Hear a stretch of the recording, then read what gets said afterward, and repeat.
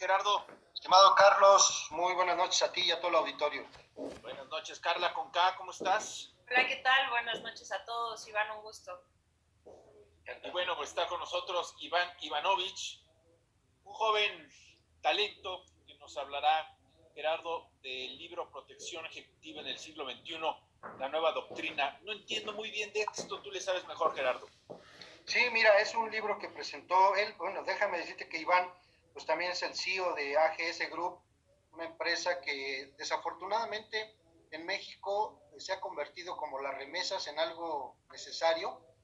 La protección ejecutiva, toda la gente que hace guardia personal, los que llevan esquemas de seguridad o servicios de seguridad a nivel mundial, pues han multiplicado la chamba, se ha convertido este tema en algo así como qué hacer en este país como en otros ante el crimen organizado, ante el crimen que no es organizado pero que sigue siendo crimen, los delitos comunes, el secuestro, la extorsión. Y bueno, pues este libro, yo creo que quien más nos va a platicar mejor es Iván, de este libro donde él nos explica cuáles han sido todos estos cambios en la forma de operar que se han dedicado a esta tarea de la seguridad personal, Carlos. Iván, platícanos de qué manera ha interesado la sobreprotección, porque muchas veces pensamos que aquellos que andan con 3, 5 carros de escoltas y se bajan y les abren las puertas, enseñan están más expuestos, se lucen para que los ataquen. Bueno, antes que nada, pues muy buenas noches. Gracias por la invitación, es un placer estar con ustedes. Y sí, efectivamente, se genera últimamente, en los últimos 4 o 5 años, yo diría un cambio muy fuerte, muy importante en todo lo que es la operación y trabajo de protección ejecutiva. Efectivamente, como dices, sí hay mucha... Bueno, este es un término muy interesante que acabo de escuchar, la sobreprotección ejecutiva, pero realmente no necesariamente si una protección se nota como muy numerosa, no necesariamente es una protección buena y eficaz. Esa es una de las razones por las cuales, como había comentado, en los últimos 4 o 5 años para acá, justamente a esta fecha, se generan dos importantes impactos que están cambiando nuestra manera de entender la protección ejecutiva. Primero, y de trabajar. Primero, es un cambio social muy importante en nuestra estructura, en el sentido de que antes era una sociedad mucho más vertical y ahora a través de las redes sociales y la revolución digital se está convirtiendo en una sociedad mucho más horizontal y mucho más participativa. Y justo ahorita lo que comenta, o sea, cuando tenemos esta gran cantidad de personas alrededor de una sola, ya está llamando mucho la atención, no está bien visto, y toda esta parafernalia de trajes, de lentes oscuros, de coches, lo que antes era un símbolo de estatus, con la llegada de las redes sociales hasta muchas veces de mal gusto se llega a notar. Y con todos los usos y abusos que de repente se han dado en cuanto a algunos elementos de protección ejecutiva, en lo que hemos llegado a que muchos ejecutivos ya no quieren andar con esta seguridad tan numerosa y tan notoria, y dicen, prefiero no tener nada. Hasta el propio presidente dijo, no, pues ya no quiero andar con ese tipo de esquemas. No, pero eso es populismo, ¿no? Lo del presidente es populismo. Pues mira, no sé realmente cómo se podría identificar, y no quiero entrar en un tema político, me quiero mantener únicamente en un tema técnico. Si nosotros observamos, por ejemplo, cómo se maneja o cómo se estructura una protección para alguien, siempre se tiene que tomar en cuenta la imagen de la persona. Tiene que estar acorde, porque otro día cuando estuvo Evo Morales y cuando le montaron un dispositivo así de old school, pues ya todo llamó la atención a todo mundo y todo el mundo lo criticó. Entonces es importante de que independientemente de cualquier opinión que uno puede o no tener a nivel político, tener siempre el operativo que esté acorde a la imagen que tiene la persona. es lo mismo, nosotros seguimos este impulso como protectores, este impulso de la sociedad y las tendencias que la sociedad en sí lleva. Entonces, si notamos, y digo, si dejamos a un lado el tema del presidente por la razón que sea, y tomamos, por ejemplo, en cuenta del juez que lo asesinaron recientemente, quien rechazó, dijo, ya no quiero tener seguridad, y otros tantos empresarios que tampoco quieren tener esta seguridad tan notoria, ese es el momento cuando nosotros, como especialistas en protección, es el primer punto que decimos, mira, algo hay que cambiar, ya no podemos seguir así. Eso fue el primer impacto que nos llevó a cambiar, a pensar en cambiar la forma de operar, a ser más discreto y más eficaz. Y el segundo fue todo lo que justamente ocurrió en este último atentado que tuvo lamentablemente el secretario de Seguridad Ciudadana, Omar García Puch. Exactamente, y digo, nuevamente sin entrar en detalles operativos cómo sucedió, aquí lo más impactante es la cantidad de armamento que ellos lograron reunir y comprar con un precio muy accesible en medio de la Ciudad de México. Carla,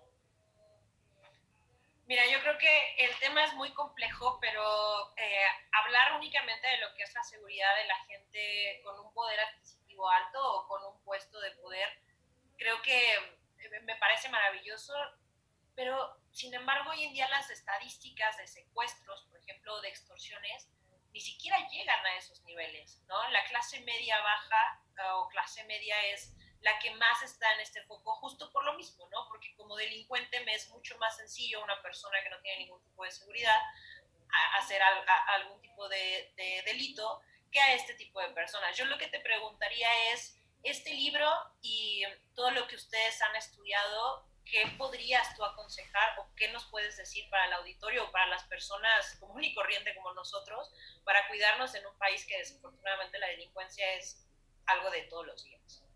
Efectivamente, y es un fenómeno que se está dando en unos años para acá, que todo lo que tiene que ver con secuestros o muchos de los delitos de esta naturaleza o extorsiones, sí se está mudando hacia la clase media. Eso es cierto, sin embargo, pues bueno, también los delitos que sufren los ejecutivos, bueno, nada más según los datos del INEGI de los últimos 3 décadas, los atentados y las muertes de los violentas de los considerados ejecutivos según INEGI crecieron 926%. Entonces, digo, eso es mucho, o sea, digo, es en 3 décadas, pero es mucho. Y sin embargo, sin lugar a duda, es importante destacar que los delitos que llegan a sufrir también los ciudadanos de clase media que no tienen el poder adquisitivo suficiente para contar con un vehículo blindado o con un equipo de protección. También abordamos dentro del libro, por supuesto, muchos conceptos que se pueden aterrizar a un nivel micro. ¿Y cuál es ese? Y al igual que un escolta, nosotros también tenemos que tener un plan de seguridad, un plan de nuestra protección. Y cuando hablamos sobre combate a lo que son los delitos comunes, hay muchos que consideran y dicen, bueno, pues todo esto me lo tiene que resolver el Estado y yo puedo hacer lo que yo quiera sin tener yo una corresponsabilidad, y es válido, inclusive puede ser desde el punto de vista legal, pues también, o constitucional, o como lo queramos. Pero no vivimos en un mundo ideal, sabemos de que no es así. Entonces, otro grupo en los cuales pertenezco yo consideramos que la delincuencia común se tiene que atender o se tiene que enfrentar como una sociedad organizada, de la semejante manera que combatimos al COVID, en el cual el gobierno tiene que ser una parte y la ciudadanía tiene que ser otra parte para poder reducir estos riesgos. Y siempre digo, partimos desde un plan de seguridad, tanto para un ejecutivo como para una persona, en el cual nosotros tenemos que tener las bases de lo que es la inteligencia, tanto de protección ejecutiva como de protección personal. En los lugares donde me muevo o donde me traslado, necesito saber pues, cuáles son los índices delictivos, en qué horario se cometen. Y esa es una información que si bien podemos encontrar a través de las empresas especializadas, con un poquito de investigación en internet y ese tiempo que nos la pasamos en las redes sociales chateando o interactuando, podemos encontrar mucha información sobre nuestra seguridad que nos permite saber en las zonas donde nos movemos cómo es el índice delictivo. Porque no nada más es saber de que si asaltan o no asaltan. Si nosotros nos fijamos en ese tipo de estudios, podemos darnos cuenta de que existe un patrón. O sea, de que hay lugares donde se cometen los delitos y los horarios en los cuales se cometen con mayor frecuencia. Esto nos permite evitar estos lugares y estos horarios para disminuir nuestra exposición al riesgo. Y ese sería el primer punto, porque muchas veces nos llegamos a quejar cuando uno llega a ser la víctima de un crimen, de un delito, pero poco hacemos previamente para poder evitar de que eso suceda. Entonces, Iván, tú como representante en México de esta Asociación Internacional de Guardias Personales o Guardaespaldas y Servicios de Seguridad, ¿qué lectura deberíamos de tener sobre lo que está pasando en México cuando observas que hay un grupo de delincuentes que tienen 5 fusiles Barrett, que pueden perforar vehículos blindados, que pueden hacerse de un lanzagranadas, de 40 armas de diverso calibre, de bombas Molotov, 96 cargadores y más de 2.800 cartuchos, en un México donde estamos ya encaminándonos hacia los 180,000 muertos por la violencia. ¿Cuál es la lectura que deberíamos de tener o cuál es la ausencia de una política pública o de un esquema de protocolo de seguridad? A ver, antes de las respuestas de Iván Ivanovich, permítanos hacer una pausa y regresamos. Esto va en serio, volvemos.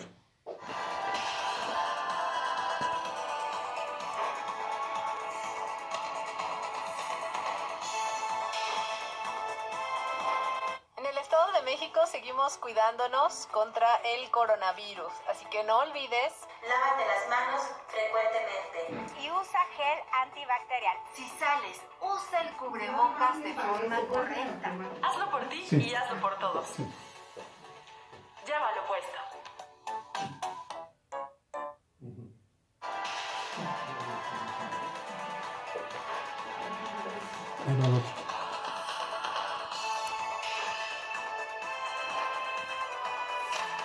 Y justamente lo que estaba comentando hace rato, ¿qué hacemos